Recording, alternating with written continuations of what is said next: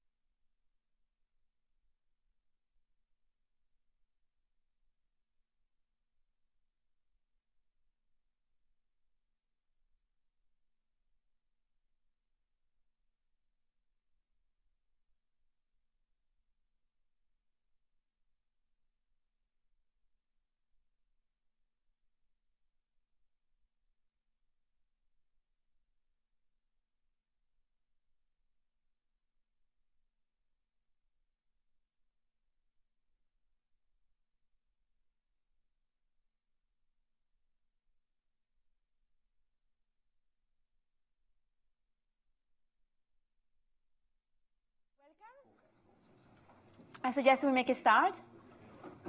My name is Mara Airoldi. I'm the director of the Government Outcomes Lab here at the Blavatnik School of Government. What we do at the Government Outcome Lab is looking at ways in which taking an outcome approach might help achieve better social outcome. So we are looking at different ways in which government can think, what does good look like, and what are the ways, what are the agreement that we need to put in place. How can we work with the non-for-profit sector? How can we work with the private sector? How can we do things better in-house to provide better outcomes? So this is the work of the GoLab. And I just want to welcome you to the building. If you haven't, if it's your first time here, take a chance to have a look around. It's a beautiful surrounding. The way we are organizing the conversation tonight, this conversation comes at the end of a very intense two-day conference that we have organized by the GoLab, and we had people from practice, from government, from philanthropic organization, impact investor, providers, government, and they were here to discuss from an academic perspective, from a practitioner perspective, how can we improve social outcome by working with different actors. Among these different actors, we have philanthropic organizations that interact with government. And there is a profound moral question that I would like to explore here that is relevant to the work that I do but moves beyond the work that we do, which is what is the role of philanthropy? What should the role of philanthropy be compared to the role of government? And in particular, moral tension that I would like to discuss is when government decides what good looks like, at least in democratic society, in a functioning democracy, maybe we see fewer and fewer of those, but in a functioning democracy, asking government to define what good looks like feels the right thing to do. We voted for them, they had a manifesto, and so they have the legitimacy of saying this is what this community wants. But when a philanthropist comes in, there is no democratic endorsement. And now we see a lot of philanthropic donation coming into this space, and we see government interested in working with these philanthropic organizations. It's great. There is more money available to do more good, but are we losing something? So when philanthropy comes in, are we missing the distinction between something that is a democratic right and what is a philanthropic gift? So great that you are investing in education, but what's your right to say what good looks like? More and more, we live in a hybrid environment where you don't have government providing all the services and the market just doing T-shirt and shoes. So we have a lot of actors that are private and non-profit entering in the provision of public services. How does it play out? So I'm joined here by a very distinguished speaker who have thought and have done much more than I could ever dream to do in this space. So Tom Hall is the global head of UBS Philanthropy. UBS Philanthropy is the philanthropic branch of the UBS Bank. And they help their clients to invest philanthropically, and so they offer guidance and opportunity to make more good. He has been working in this sector for about like 12, 13 years. He also worked in the non-for-profit sector. He contributed to the UK Cabinet Office decision of giving tax relief for social investment. So he has been involved in how government can support this type of initiative. And so we will hear from his experience and his view about what is the role of philanthropy. And we have Professor Joe Wolff, who is a philosopher by training. Here is a professor of public policy. And we ask Joe to identify some challenges. So we are in for an interesting conversation. I asked Tom to go first, and he has 12 minutes to present his perspective and his position, his view. And then I'm giving 12 minutes to Joe to present his objections to philanthropy. I come back to Tom, it was like quick rebuttal. He doesn't know what's coming, just, this is not stage. He doesn't know what's coming, and he has 4 minutes to think quickly on his feet, respond. And then maybe there is a little response from Joe. But then I want to leave it to you to ask questions and challenge our speakers. We see more and more like donation to philanthropy, and isn't it good that we are donating all this money to have impact? But where is the limit there? So I'll stop here. I'll set my watch for Tom. The floor is yours. Thank you very much, Mara. So, hearing my career laid out like that is slightly scary, because all my colleagues, when they heard I was debating a professor of public policy at Oxford University, have written my career eulogy. So you're going to see it all go up in smoke now. What I want to start with is just to ask the audience a question. Could you put your hand up, please, if you've ever given to charity? And the speakers can put their hand up as well. I'm really relieved, because I was worried we'd have some really hard-hearted people who hadn't given. Can you also now raise your hand if, when you gave to charity, you claimed gift aid or your relevant tax relief in your country? Okay, not quite everyone who put their hand up, probably because some of you are students maybe and you're not quite paying enough tax, but for those of you who did, you claimed your tax relief. So the first question I really want to ask is, well, what's the difference between charity and philanthropy?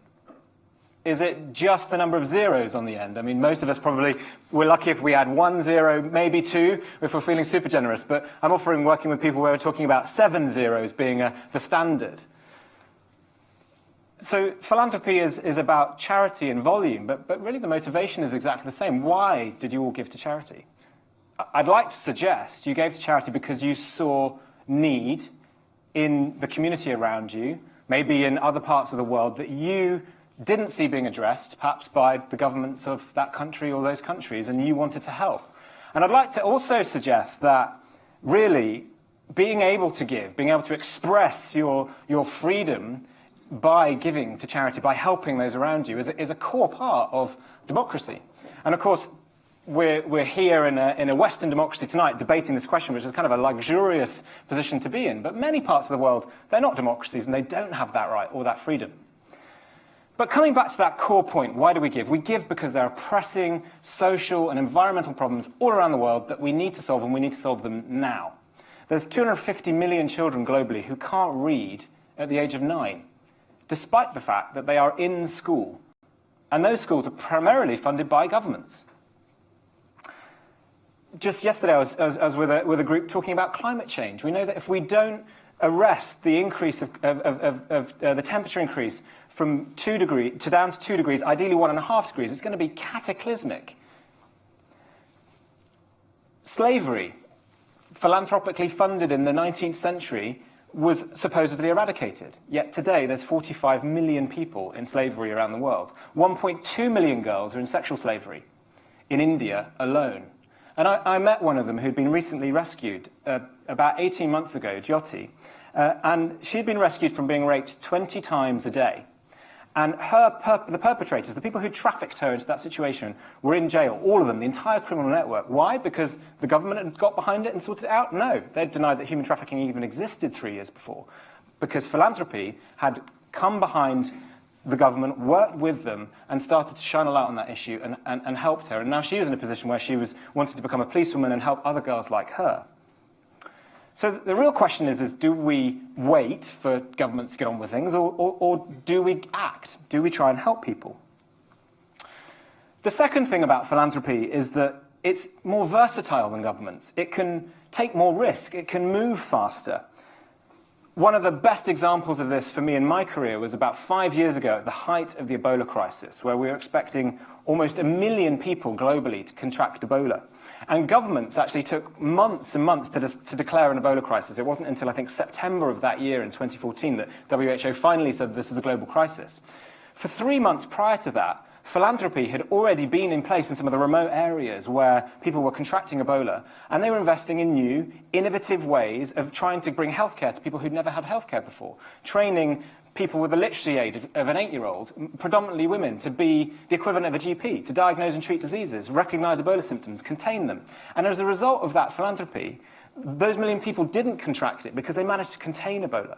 And not only did they do that, they actually developed such a low-cost system of healthcare, it's now being adopted by many governments in West Africa and other parts of the world, seeing how philanthropy can be catalytic in finding new, more efficient, more effective ways of addressing issues. And interestingly, just a little anecdote on the side of that story is that when the governments finally did get around to start spending money, what they did is they built big Ebola-specific treatment units, one of which, in the capital of Monrovia, treated 3 people. Why? Because philanthropy had already got there first, because it's faster and more versatile. For those of us who are worried, and you alluded to this a little bit, Mara, about the idea that philanthropy might displace government, I can categorically reassure you that can never happen, for the simple fact that philanthropists don't have enough money. One of the favourite things that I do in my job when I've worked with 1,200 families around the world, many billionaires, is I sit in front of them and I say, look, if you care about the world's problems, you don't have enough money. That's the first thing you need to really understand. Mark Zuckerberg has declared he's going to give away $49 billion. It's a huge sum of money, right? He wants to end all disease with it. And maybe he will. Maybe he'll do better than Bill, who's only done polio. He'll go a few up from that. And all power to his elbow. But the reality is that $49 billion is 1% of what the US government spend each and every year. It's tiny. And the UN did us a big favour a couple of years ago when they priced the Sustainable Development Goals. Because what they said is that there's 17 goals, which really largely encapsulate most of the world's social and environmental problems. And to meet them by 2030, we need to find an additional $2.3 trillion a year. That's $32 trillion by the end of the next decade.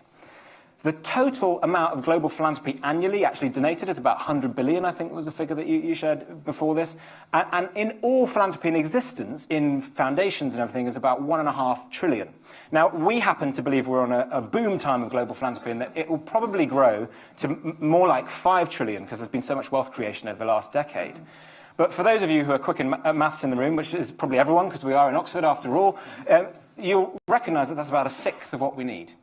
Okay? There is not enough money in global philanthropy to develop and then sustain and fund social or environmental interventions that the world needs. So what can philanthropy do? Where will the money come from? That's the fundamental question. Well, it ultimately is going to come from markets, which you kind of already alluded to, or it's going to come from efficiencies in public spending.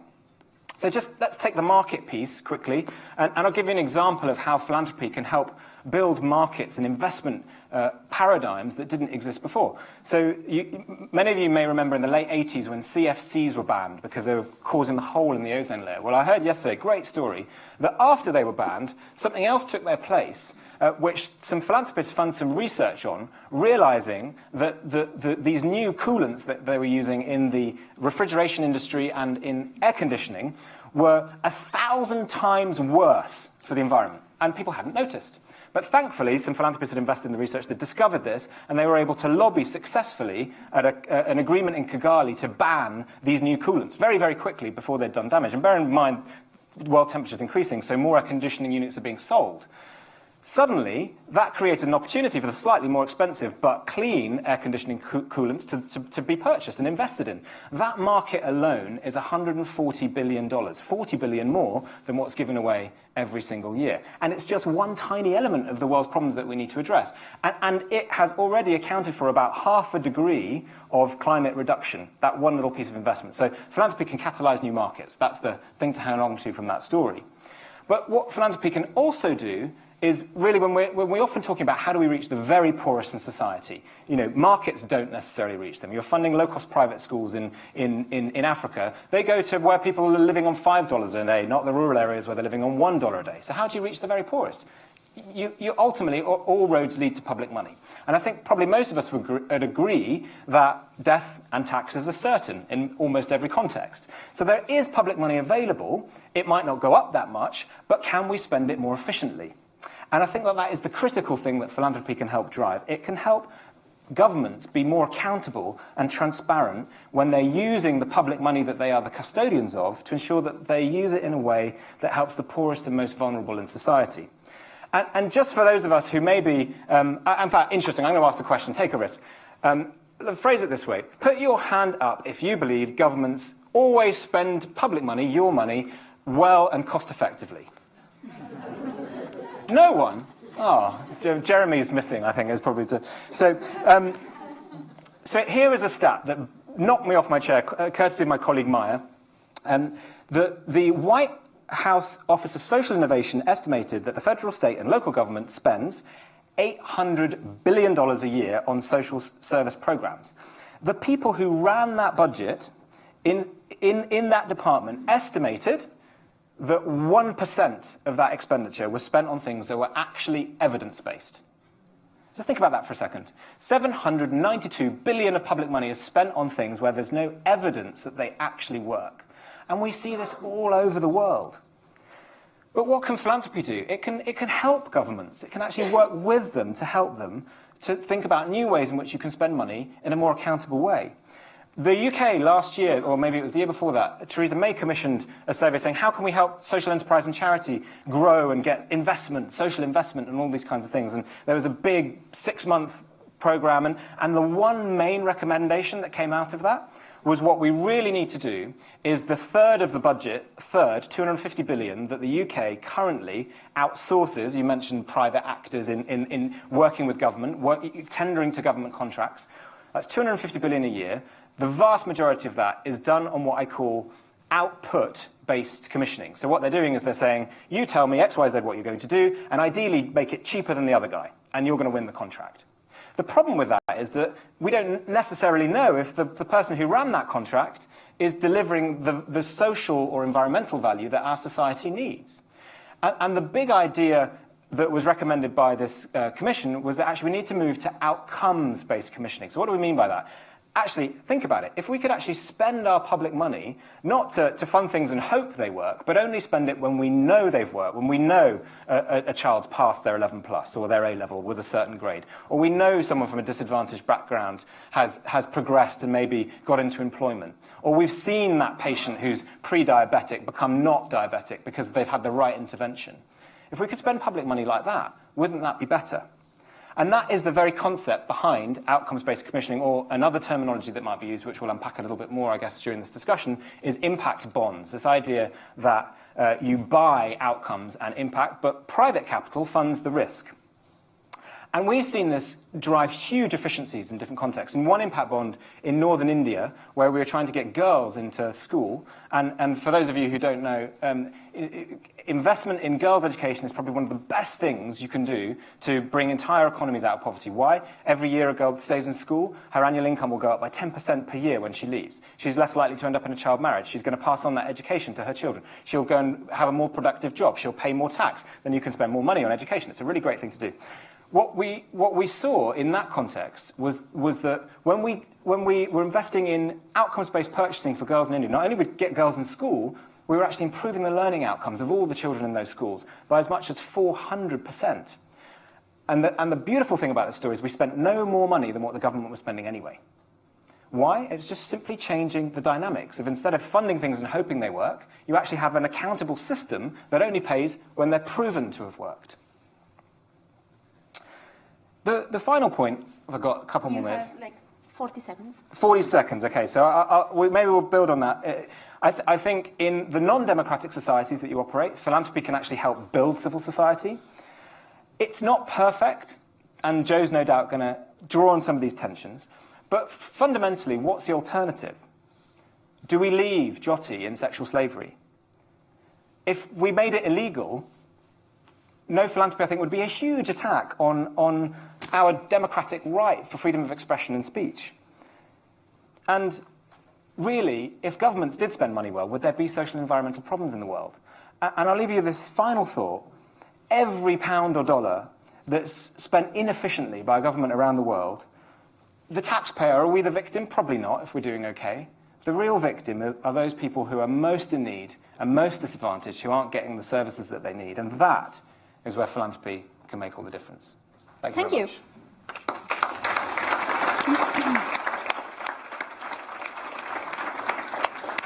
So, Joe, what do you think?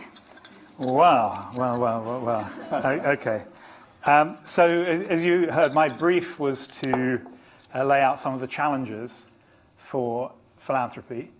And thinking about the literature I've read, public conversations, I stopped when I got to 8 objections because I only have 12 minutes. And you will not see a lot of nuance or subtlety in the way that I rattle through these objections. They don't all apply to all forms of philanthropy. They're not all necessarily very strong objections, but I thought it was worth getting them out in the ether so we can then discuss them and see how they go. I mean, there is a particular irony being given the brief of speaking against philanthropy in this building. You may notice, oh no, it doesn't say the name of my chair, so I'm philanthropically funded. So there's a certain... And it's been live streamed. It's been live streamed. But, you know, I've made a career out of, you know, biting the hand that feeds me, and I'm not going to stop now. Okay. So, what are the objections? Okay. If you make a donation to charity in this country, you normally can claim some tax back, particularly if you're a higher rate taxpayer, and the charity will also get gift aid, as you know. You sign that, you tick the little box. Okay, so this hasn't always been the case. I believe it came in 1990. I started my university job in 1986, and at that time, just about every speech by every vice-chancellor said we've got to lobby the government so that donations are tax-deductible, and this way we'll drive up charitable giving. And so I can't remember how it happened, but I was in a conversation with someone in maybe the civil service, and I got out my briefing notes and said, you know, surely we should be giving tax relief.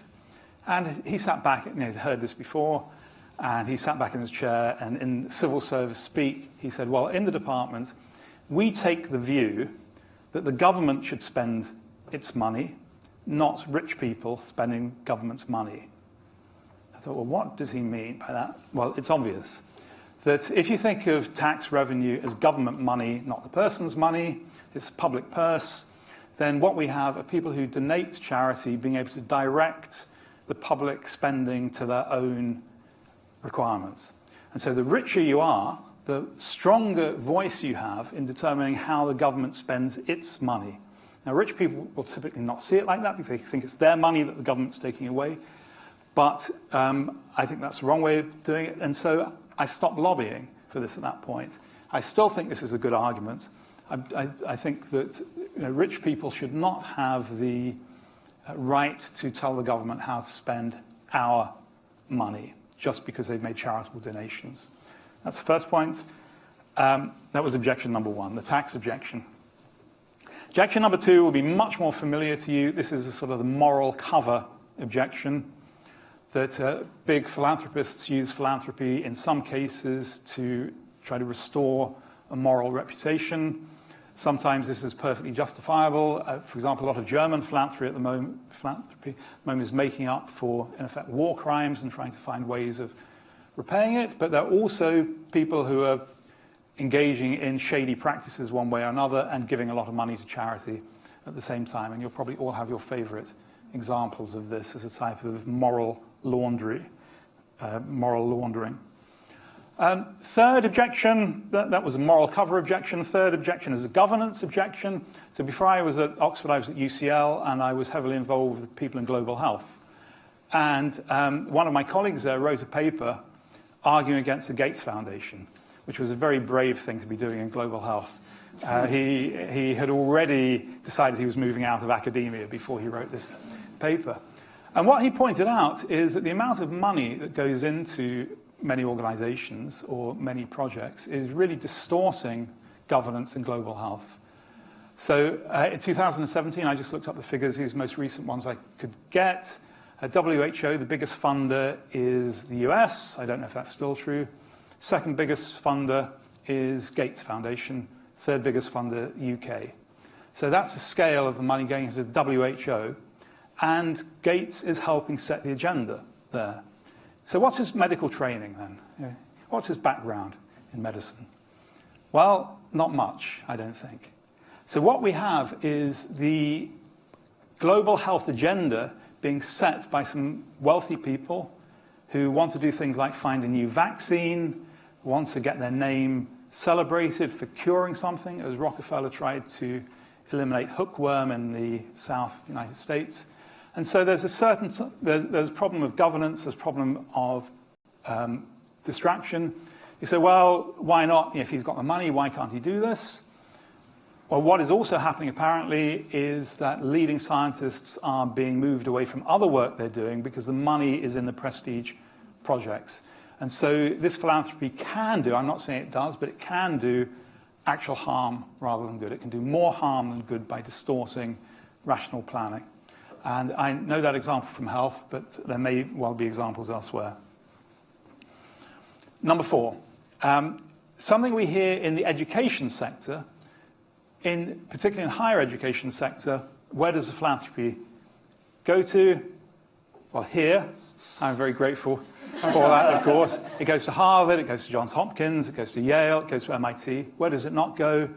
Not very much goes to the University of Wolverhampton. Not very much goes even to the University of Kent or the University, Keele University. So the sorts of funds that make a small difference in a prestige university could be transformational in a less favoured institution, but that money just isn't going there. So UCL, it's very funny. Endowment envy is very interesting. So at UCL, we had an endowment of, what do you think? Well, at the time I left, it was £80 million endowment. Oxford's endowment, 2 billion, I think. Cambridge, 5 billion. Princeton, 25 billion. So these universities that are already super rich are getting more funding. And you can see why. Because people want their funding to go to places which they will think will be very effective. I completely understand why that happens, but it increases inequality in an area. It doesn't necessarily address the major need. Okay, so that was 4. I'll do the next 4 very quickly because I realize I'm almost out of time. How much time have I got? Another 4 minutes? 6 minutes. 6 minutes, all right. Okay, I can relax. You can only do 2 more if you want. Okay. Okay, so growing up, my mother, oddly, was rather against charity. My dad gave a lot of money to charity. My mother didn't like this very much. When I asked her, she said, it lets the government off. Well, my dad wasn't giving enough to let anyone off, but you see the point, that if governments think that someone else is taking up the slack, that can give them a reason to do something else, to look away. So again, this could be a diversionary tactic. Maybe the numbers are not big enough to have that much effect. But it's a constant in a certain form of left-wing thought that private charity lets the government off, and it should be the government doing these things, not us individually. Another issue is that very often, and it's not always the case, but very often, charity looks at the immediate phenomena, the surface, where are the problems, what can we do quickly? In other words, it attends to the symptoms of deeper problems without addressing the structural problems underneath. So it might help people who are homeless. It might not do so much to address homelessness, for example, as a structural cause. It will pick that person off, pick that person off, pick that person off, but it can't transform society in a way in which those problems stop appearing. Similarly, it will rarely have structural remedies. So there's a quite interesting debate around libertarianism. Milton Friedman in Free to Choose, in Capitalism and Freedom, criticizes what he regards as the then high tax of the United States. It was pretty high, I think. And he says tax is so high, it's driven out charity. Think about all the philanthropy of the 19th century, the big trusts, Carnegie Trust, here we have the Peabody Trust, and all sorts of trusts that were doing all sorts of good works. Taxes are so high, we can't do this. And libertarians like Nozick have made the same argument. Because tax is so high, it's driven out private philanthropy. Of course, since then, taxes have come down. But what that argument ignores is, why was it that we had to introduce higher taxes? Well, because philanthropy wasn't doing enough. You know, we had the age of Peabody Trust. We didn't have the age of everyone having a house.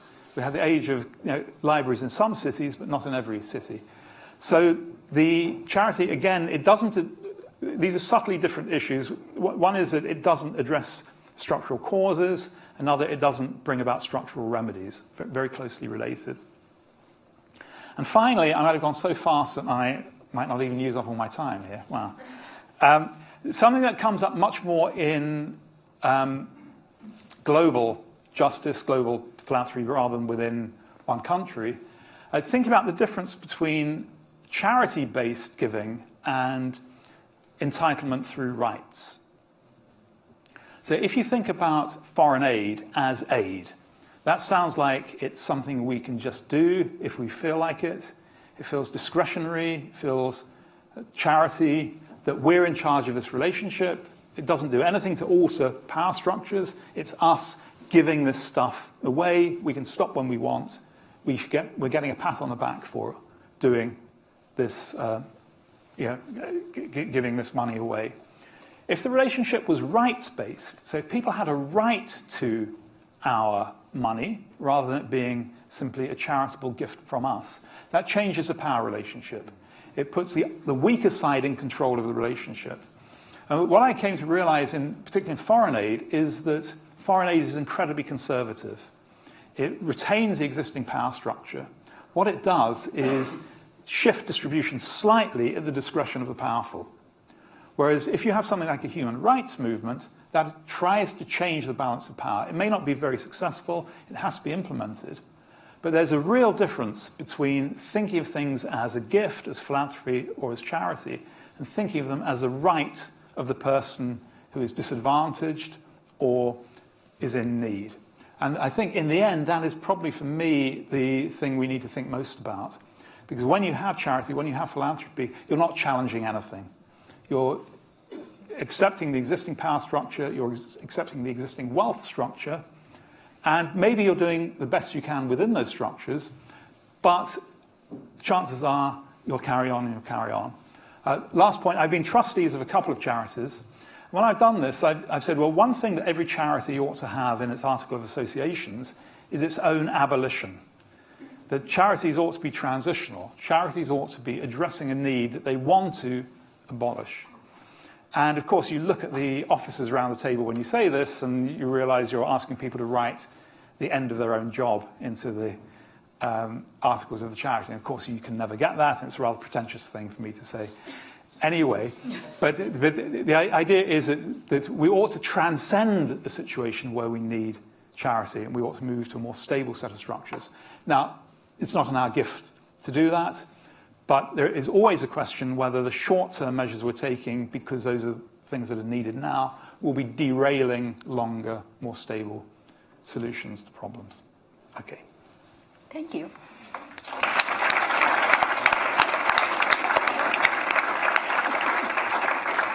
A lot to take in. Can I borrow the time he didn't use to just keep thinking? Is that You can pick the one you can answer. This is what my colleagues meant. I see she's left. She's in shame. No, so where to start? Okay. I think the first one I'll start, in some sense, is the easiest, really, in the should we have tax relief or not have tax relief? Because I think I get that framing of the argument, well, ultimately, it's public money and we're giving it to philanthropists. But one, I think in the US, I mentioned it costs the US economy maybe 100 billion a year to give tax relief on all the giving, which is what, 2% of expenditure? So it's not a huge amount of money in the grand scheme of things. But the thing that to bear in mind is if you didn't have tax relief, the government wouldn't have another 200 billion to spend. They would only have half of that amount because private money would then not be being given away. It would be spent on more yachts or something like that. And is that what we really want from philanthropy, for it to go into more consumer goods? Or would we rather, okay, say to philanthropists, yeah, we'd like to encourage you to give some of your money to the pressing issues, to support governments to get better at how they do things.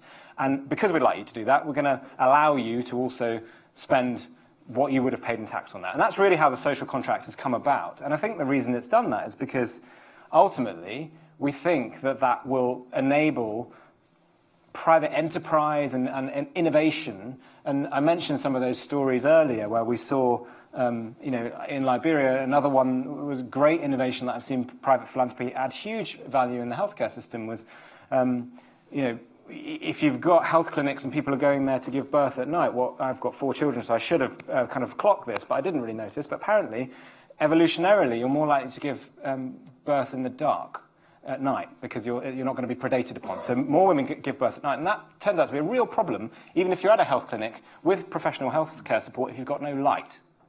Because you might be one of 15 women in a room, and the person who's in labour is probably getting the attention. But if you've just given birth and you're quietly hemorrhaging in the corner, no one can see. And actually, what these philanthropists discovered is when they invested in little solar panels and put them into that health clinic, they reduced infant mortality and maternal mortality by as much as 50%. So the innovation there to try out that crazy idea, governments can't really afford to do that because they're accountable largely, or maybe not so much these days, to their electorate for how they spend money. And therefore they have to be super careful that they only spend money on things that they hope works, not take risk on things that might not work. So that need for innovation, I think, justifies probably the marginal loss of tax revenue. And of course, as we already established, no one in the room thinks the government spend money all the time, every time they spend it.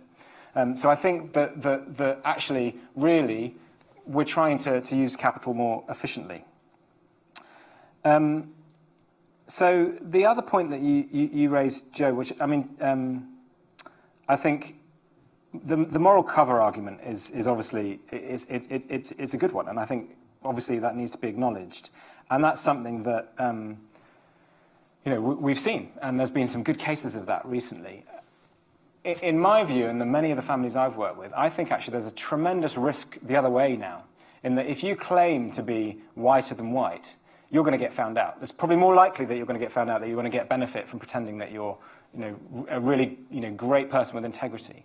And what we often talk about, and part of the advice we give our clients, is actually to think about not just the good that they're achieving, the impact they're driving with their philanthropy, but also their net impact overall. So, for example, if you're giving away $2 billion off your $50 billion foundation, that's great, and you might be helping people. But if if the rest of the assets are invested in a way that's in coal or something and poisoning people and making their health bad, you could be undermining the very impact you're driving from your philanthropy. So you have to think about the whole spectrum. And actually, what you could add to that as well, if they've made their money from an operating business, that they may also want to ensure that that business is ethical and well run. And for example, if they're focused on anti-slavery, and there's one massive family I know who are passionate about anti-slavery, and they've gone through all of their supply chains to find any instances of slavery, and their expectation is that they will, because these things are hard to find. And actually, I'm increasingly seeing that people are really acting with integrity. And my favourite story about moral cover was the bravery it took a lady who ran a medium-sized Swiss luxury jewellery firm. And she stood up at one of our conferences and said, we've decided we really need to make sure all of our supply chains are free of any kind of ethical questions. But today, we can only say that our gold is 10% clean. huge risk to say that. But then 2 years later, she was able to say our goal's 100% clean. And then the following year, they're starting to work on the gemstones. And they were incrementally improving their business, and then they started to improve the industry around them. But they had to be honest about where they were actually at. And I think that's the important thing, that people don't overclaim, that they're honest about where they are and where they're trying to get to. The other argument that I think, yeah, absolutely, we need to consider, and as I said there's definitely tensions in philanthropy, is this point about, you know, are you having a distorting effect when you invest in one particular issue and you shine a light on one issue? And I suppose fundamentally the counter to that is, well, if governments had really good transparent systems to be able to assess what they should spend their money on, they wouldn't be distorted. And increasingly, I think, actually, you know, the good thing about the Gates Foundation is that they can afford to employ, you know, I'm sure Bill and Melinda aren't health experts in their own right, maybe they are now, but they employ some of the world-leading health experts. So they can buy in that credibility and expertise. And increasingly what we're seeing is philanthropy have this relentless focus on, you know, these people aren't doing it. I genuinely don't believe that the vast majority of people who are giving big sums of money away are doing it to look good. They're doing it to solve problems. They're ambitious. They genuinely care. And actually, if that's your focus, if that's what you want to do, you care as much as the next person that we are spending our money and public money and your own personal money on things that really work. So actually, what you should find is that both governments and philanthropists become united in their desire to fund things in the most efficient and most effective way. And the flip side of that is that actually, whilst, yes, it's true that in some contexts in global health we've seen, you know, perhaps a bit of a distortion into certain topics as we try and eradicate diseases, it can also shine a light on new things that no one had even looked at. So a recent example we saw was a philanthropist who'd started to look into the fact that you know, many health issues are vertical. People are worried about diseases, individual diseases. But actually, what you really need to think about is health distribution. Like I mentioned earlier, frontline health, and 1 billion people don't have access to that. But it turns out something like 5 billion people don't have access to hospitals, to safe and effective surgery. And that kills an estimated 16.9 million people every single year, which is 5 times more than HIV, AIDS, and malaria, and no one was even thinking about it. And it was the philanthropist who started to work on that suddenly enabled the WHO and others to go, hang on a sec, what we really desperately need to invest in is better surgical healthcare systems, which can only be government-led. So we're partnering with governments in Vietnam and Ethiopia and Nicaragua to help build health systems that mean, you know, women don't die because they're not getting a C-section, or people are able to have, you know, post-operative surgery when they've had a road traffic accident because that's such a high cause of mortality. So I think you get both benefits. But I think the control as well, and we touched on this a little bit, and you mentioned it, is that generally speaking, I think Gates is a bit of an outlier. When philanthropists do things, the amount of money they put into it is so small that if it doesn't work, it can be controlled. It's contained by its limit in scale. In the interest of having the audience to ask questions, I can see you smiling. Yeah. Well, the only thing I'd say about this last one, well, first of all, I'm always very suspicious of any sentence that has no one was ever thinking about something before, because I can think of 30 years of academics having this conversation. And the interesting thing for me is that the academics present it exactly the other way around to you, in that it's the philanthropists coming in with their single issue. Let's cure AIDS, let's cure malaria, let's cure TB, let's do this one thing. And that then drains people away from the other types of frontline health services.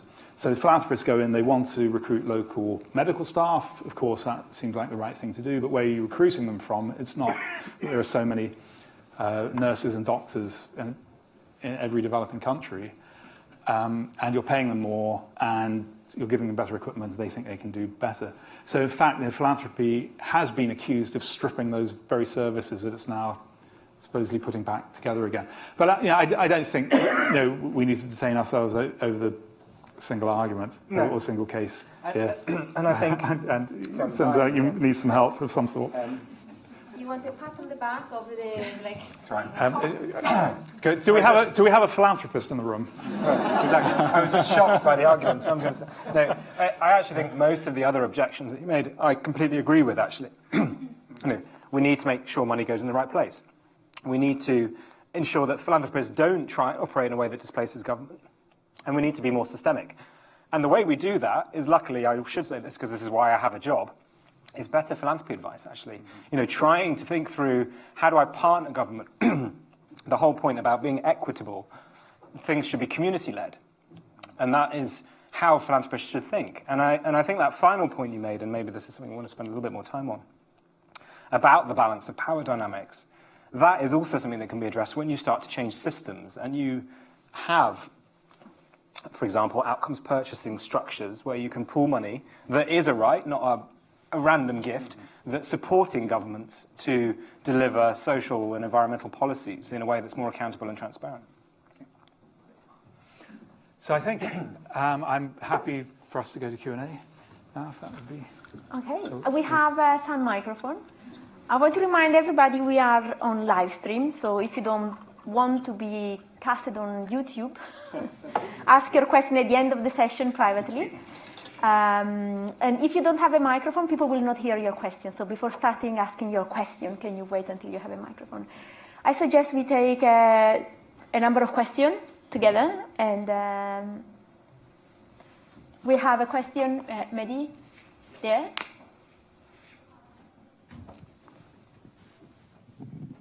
Hello. Just a quick, perhaps it's an observation. I mean, it seems fairly clear that not all philanthropy is bad, not all government action is good, but neither is it all bad either. Surely what we should actually be striving for are a set of principles about under which circumstances governments should engage with, i.e., where should you regulate? Where should you engage with in terms of tax treatment?